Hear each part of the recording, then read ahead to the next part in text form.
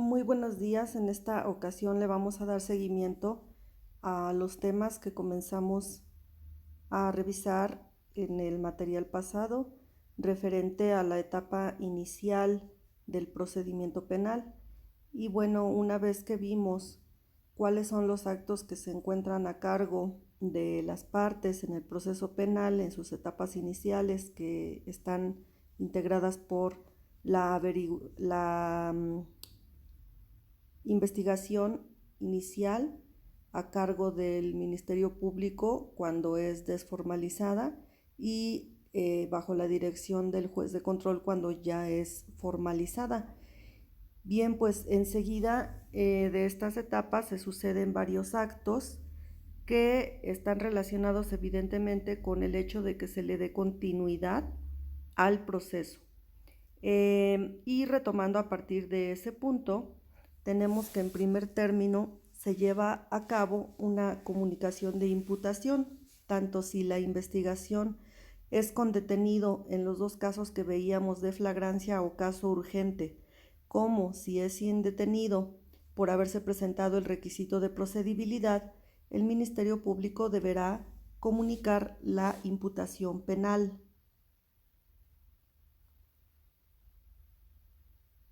¿Qué debemos entonces entender por imputación penal? El orden procesal utiliza indistintamente la palabra formulación y comunicación de la imputación. Esta formulación de la imputación es la comunicación que el Ministerio Público le hace al imputado en presencia del juez de que desarrolla una investigación en su contra respecto de uno o más hechos determinados.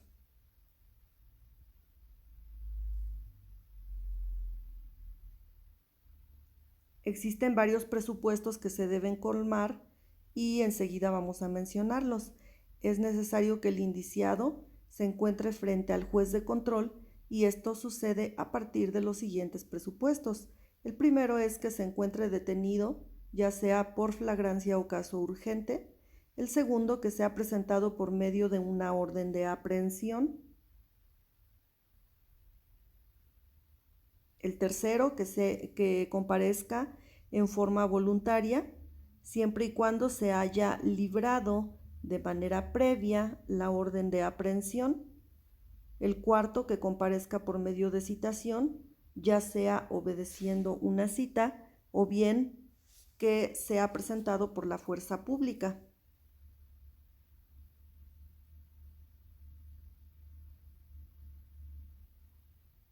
La oportunidad para formular la imputación también debe ser observada por el Ministerio Público. Lo podrá hacer cuando considere oportuno formalizar el procedimiento por medio de la intervención judicial, es decir, una vez que considera que se encuentran reunidos todos los elementos de procedibilidad y todos los requisitos que la ley establece para comunicar la imputación. Cuando el MP estime necesaria la intervención judicial para la aplicación de medidas cautelares personales, también estará obligado a formular previamente la imputación. En el caso de imputados detenidos en flagrancia o caso urgente, el Ministerio Público deberá formular la imputación, solicitar la vinculación del imputado a proceso, así como la aplicación de medidas cautelares que procedieren en la misma audiencia de control de detención. Si el juez de control, en estos casos de flagrancia o de caso urgente, al calificar la detención la considera legal, será entonces, al darle continuidad al proceso, la oportunidad para que el Ministerio Público comunique la imputación.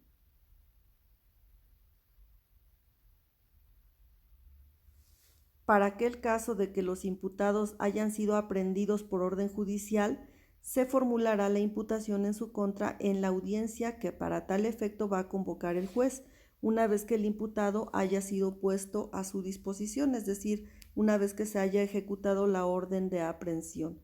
En este caso, una vez que el Ministerio Público haya formulado la imputación, en la misma audiencia deberá solicitar la vinculación del imputado a proceso y también deberá solicitar aquellas medidas cautelares que procedieren. Recuerden que si la prisión preventiva es oficiosa, como medida cautelar para evitar que el imputado se sustraiga a la acción de la justicia, el juez la aplicará de manera, como su denominación lo dice, oficiosa. Sin embargo, el Ministerio Público también debe solicitar que se aplique esta medida cautelar.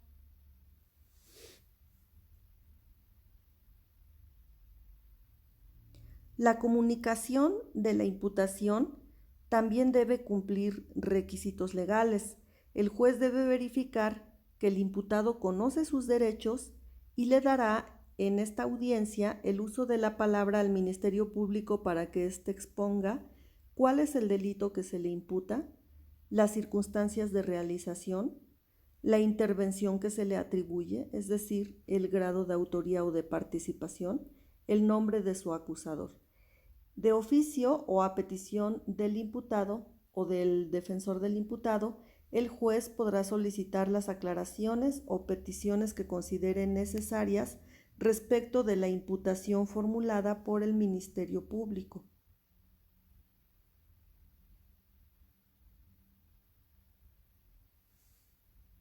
Una vez que ha sido formulada la imputación, viene la declaración preparatoria. En este caso se le va a preguntar al imputado si entiende la imputación y si es su deseo contestar al cargo. Si es así, en ese momento va a rendir su declaración preparatoria. Pero hay diferentes decisiones que el imputado puede tomar cuando se le da a conocer o cuando se le comunica la imputación. Puede renunciar a su derecho a declarar, puede reservarse su derecho para hacerlo con posterioridad, o bien puede rendir su declaración. En caso de que decida rendir su declaración, el juez permitirá que lo haga libremente o bien a preguntas de su defensor. Si es su deseo contestar las preguntas del MP o del acusador coadyuvante, podrá ser contrainterrogado.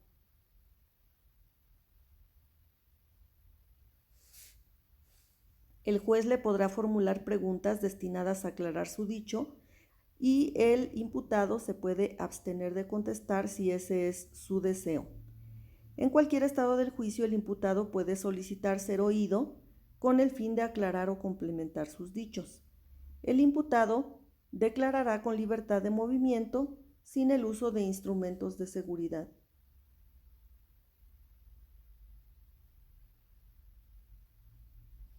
Una vez que se recibe la declaración preparatoria del imputado, el juez abrirá un debate sobre las demás peticiones de los intervinientes. ¿Qué peticiones? Bueno, pues el Ministerio Público puede manifestar que no tiene nada más que agregar, o bien puede solicitar la vinculación a proceso del imputado.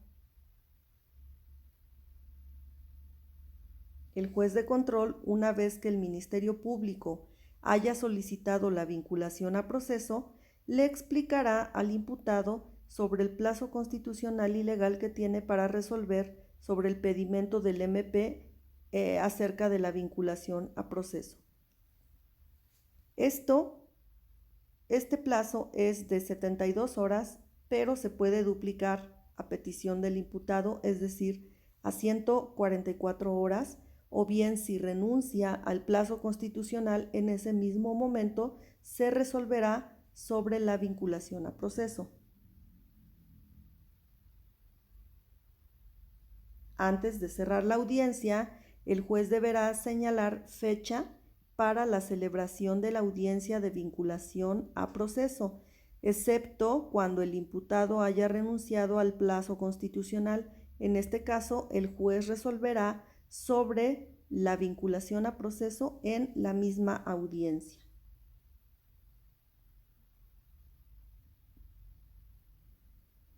Si el imputado renuncia al plazo, el juez indicará a los sujetos responsables que se continuará con la audiencia para discutir los siguientes puntos. El primero, por supuesto, es la vinculación o no vinculación a proceso. El segundo es sobre las medidas cautelares que hayan sido solicitadas o se deban aplicar. Y el tercero, sobre el plazo para el cierre de la investigación. El Ministerio Público entonces deberá solicitar y motivar la vinculación del imputado a proceso, exponiendo los antecedentes de la investigación con los que considera que se encuentra acreditado el hecho y que se encuentra acreditada la intervención del imputado en ese hecho. El juez resolverá lo conducente después de escuchar al imputado.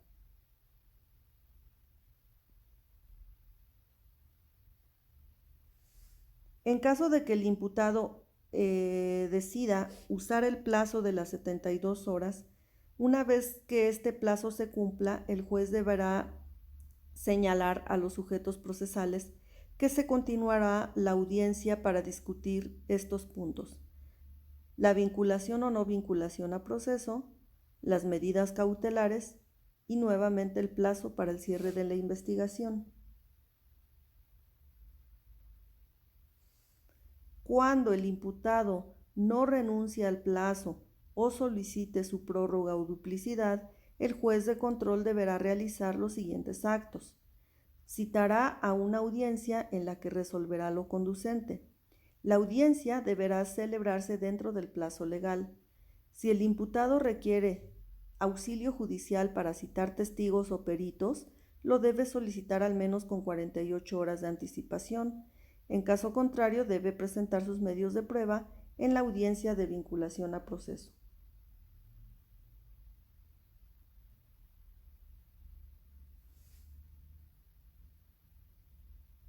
Si el imputado no renuncia al plazo o decide duplicarlo, el MP debe solicitar la imposición de medidas cautelares provisionales para garantizar que el imputado se encuentre sub iudice al juez de control una vez que se cumpla el plazo o la prórroga para resolver sobre la vinculación a proceso.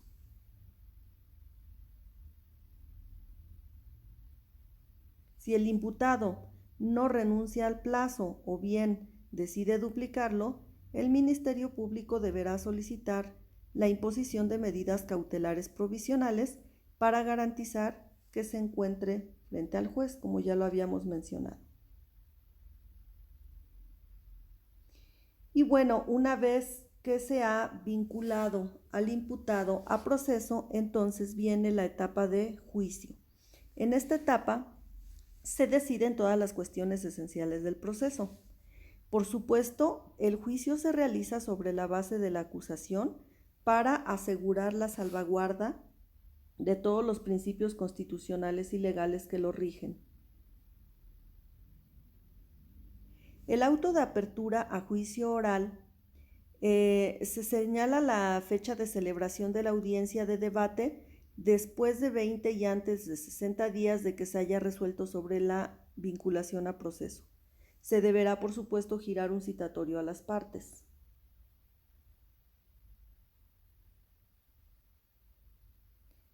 Hay varios principios que rigen la celebración de la audiencia. Esta se podrá suspender cuando se deba resolver una cuestión incidental, cuando se deba practicar algún acto fuera del local del juzgado, cuando no comparezcan los testigos, peritos o intérpretes y se deba girar una nueva citación,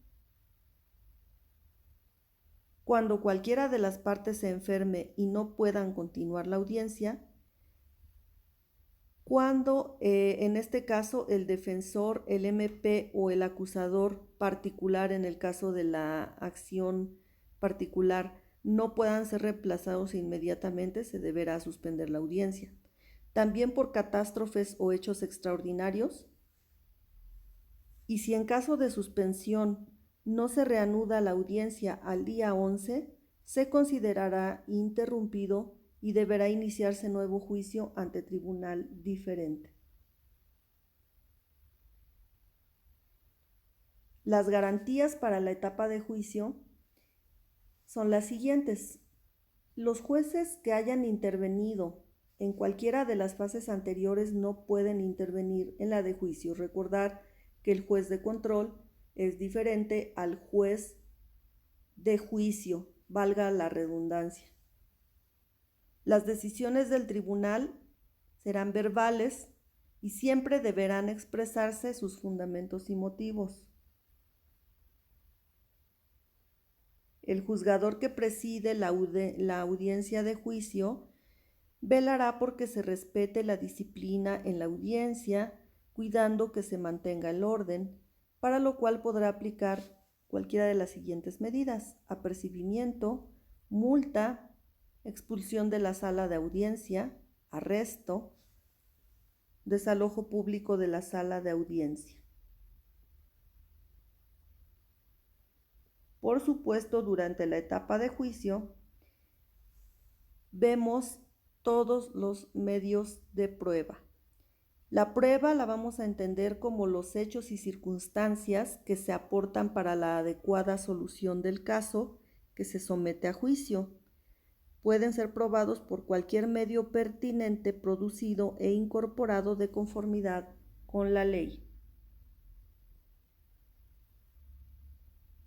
Dentro de los principios de la prueba, tenemos que ésta no tendrá valor si ha sido obtenida por medio de actos violatorios de derechos fundamentales, que sería el caso de la prueba ilícita, o si no fue incorporada al proceso conforme a las disposiciones legales. La prueba que sirva de base a la sentencia debe desahogarse durante la audiencia de debate de juicio.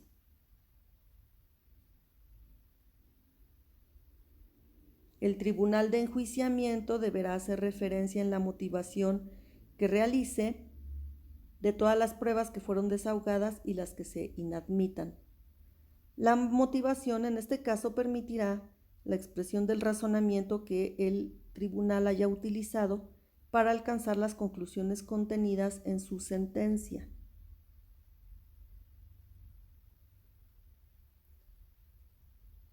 Esto es muy importante. En caso de duda razonable, el tribunal deberá absolver al imputado. Si después de haber presentado y desahogado todas las pruebas sigue existiendo duda sobre la culpabilidad del imputado, este deberá ser absuelto. ¿Qué pruebas se pueden ofrecer en el juicio penal? La testimonial, la pericial, la declaración del acusado, la prueba documental y la prueba material y, por supuesto, cualquier otro tipo de prueba que conduzca al conocimiento de la verdad. Y bueno, una vez que se ha cerrado la etapa probatoria, por supuesto el juzgador emitirá su resolución. Recuerden que contra esta resolución existen una serie de recursos contra la resolución que le pone fin al juicio, así como con las demás resoluciones que durante la secuela procesal va tomando el juzgador. Existen una serie de recursos que son, por supuesto, los medios de impugnación que la ley pone al alcance de las partes para combatir las resoluciones del juzgador. Los que están previstos para esta materia penal los vamos a mencionar enseguida, así como sus casos de procedencia.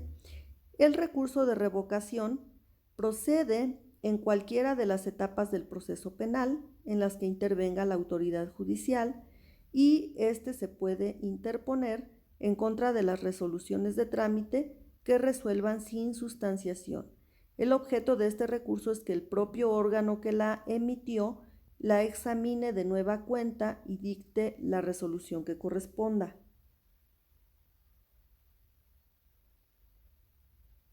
Este recurso se interpone oralmente en audiencia o por escrito, siguiendo las siguientes reglas. Si el recurso se hace valer contra las resoluciones pronunciadas durante audiencia, se debe promover antes de que termine la audiencia.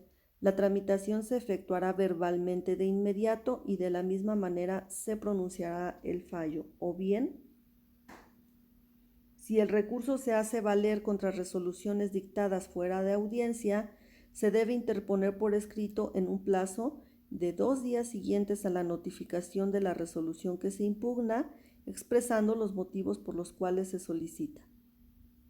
El órgano jurisdiccional se pronunciará de plano, pero podrá oír previamente a las demás partes dentro del plazo de 2 días de interpuesto el recurso. si se tratara de un asunto cuya complejidad así lo amerite.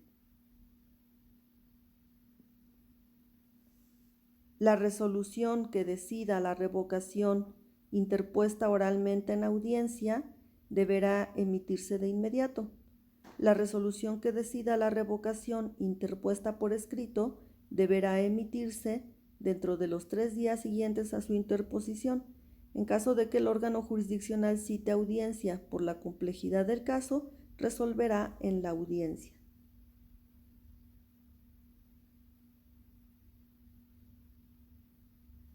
El otro recurso que prevé la legislación penal es la apelación. ¿Qué resoluciones son apelables? Las que emite el juez de control serán apelables cuando nieguen el anticipo de prueba, cuando nieguen la posibilidad de celebrar acuerdos reparatorios o bien no los ratifiquen, por la negativa o cancelación de la orden de aprehensión, por la negativa de orden de cateo, las que se pronuncien sobre las providencias precautorias o sobre las medidas cautelares, las que pongan término al procedimiento o lo suspendan, el auto que resuelve la vinculación del imputado a proceso, las que concedan, nieguen o revoquen la suspensión condicional del proceso,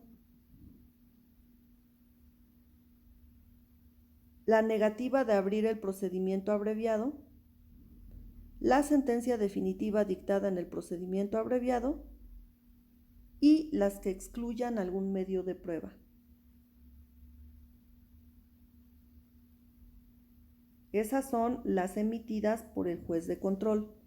En lo que hace a las emitidas por el Tribunal de Enjuiciamiento, son apelables las que versen sobre el desistimiento de la acción penal por el Ministerio Público, la sentencia definitiva en relación a aquellas consideraciones contenidas en esta misma sentencia, distintas a la valoración de la prueba, siempre y cuando no comprometan el principio de inmediación, o bien aquellos actos que impliquen una violación grave al debido proceso.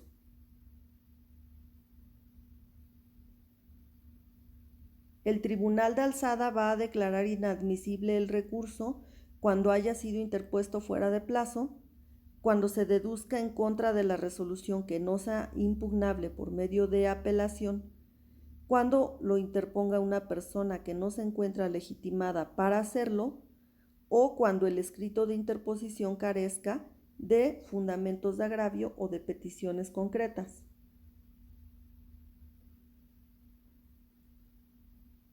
Por regla general, la interposición del recurso no suspende la ejecución de la resolución impugnada. En el caso de la apelación contra la exclusión de pruebas, la interposición del recurso tiene como efecto inmediato suspender el plazo de remisión del auto de apertura de juicio al Tribunal de Enjuiciamiento en atención a lo que resuelva el Tribunal de Alzada competente.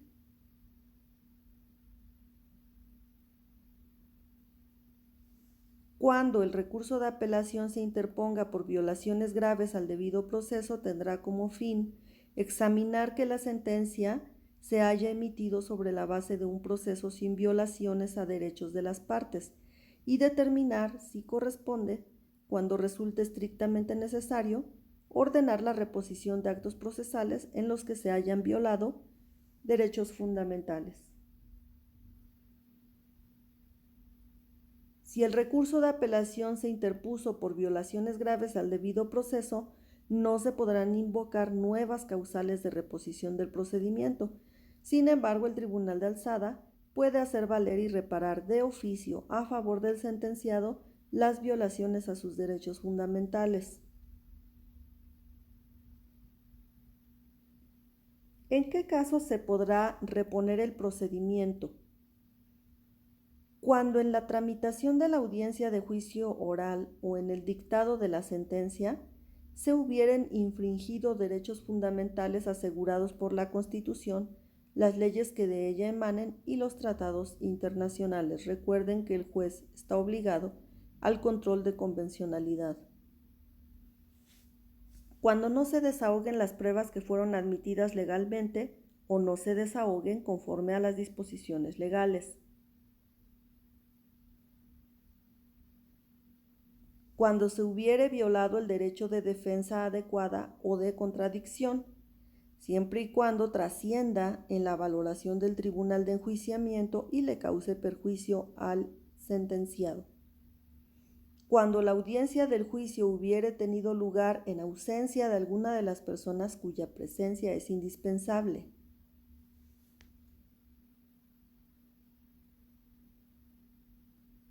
Cuando en el juicio oral hubiesen sido violadas las disposiciones sobre publicidad, oralidad y concentración del juicio, siempre que se vulneren derechos de las partes. O cuando la sentencia hubiere sido pronunciada por un tribunal de enjuiciamiento incompetente o que no garantice su imparcialidad.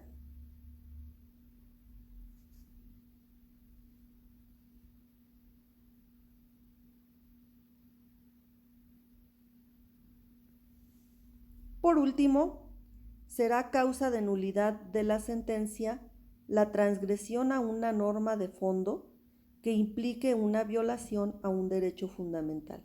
En este caso, el tribunal de alzada modificará o revocará la sentencia. Sin embargo, si ello compromete el principio de inmediación, ordenará la reposición del juicio.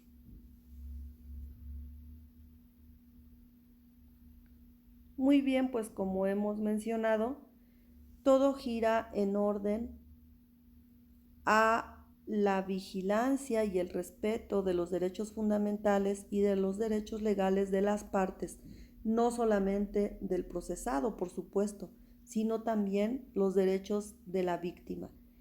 Todas las resoluciones podrán ser combatidas a través de alguno de estos recursos que mencionamos y el juez se encontrará obligado en todo caso a vigilar que durante el proceso no se violen los derechos de las partes. Y como ya habíamos mencionado, también está obligado al control de convencionalidad. En este caso estamos hablando de un control difuso. Muy bien, pues con esto terminamos lo que se refiere a la etapa de juicio y a los recursos. Posteriormente hablaremos de procedimientos especiales. Muchas gracias por su atención, que se encuentren muy bien, hasta la próxima.